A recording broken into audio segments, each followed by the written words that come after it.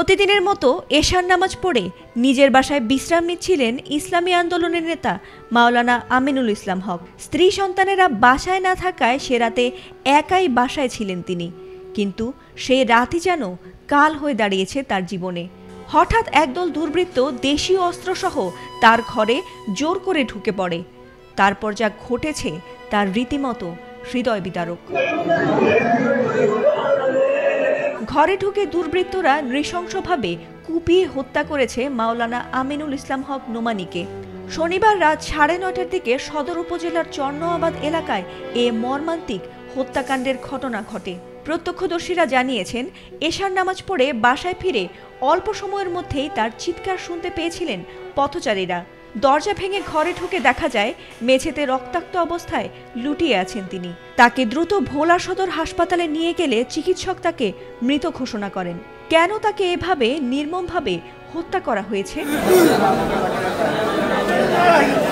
মাওলানা আমিনুল ইসলাম হক এলাকায় নোমানী হুজুর নামে পরিচিত ছিলেন। ওয়ালটন এখন দেশের সীমানা পেরিয়ে পৌঁছে গিয়েছে 50টিরও বেশি দেশে। ওয়ালটন, ঘরে ঘরে, বিশ্বজুড়ে। তিনি ভোলা দারুল হাদিস কামিল মাদ্রাসার মুহাদ্দিস এবং সদর উপজেলার একটি মসজিদের খতিব হিসেবে দায়িত্বরত ছিলেন। পাশাপাশি তিনি ইসলামী ঐক্য আন্দোলনের জেলা সেক্রেটারি হিসেবেও দায়িত্ব পালন করছিলেন। ধর্মীয় ও সামাজিক ক্ষেত্রে সক্রিয় এ নেতাকে নিয়ে এলাকা জুড়ে বেশ সুনাম ছিল। তবে ইসলামী আন্দোলনের নেতা হিসেবে দায়িত্ব পালন করায় অনেকের মনেই তাকে নিয়ে ক্ষোভের সৃষ্টি হয়েছিল। তাই শত্রুতাবশত তাকে হত্যা করা হতে পারে বলে মনে করছেন প্রত্যক্ষদর্শীদের অনেকেই।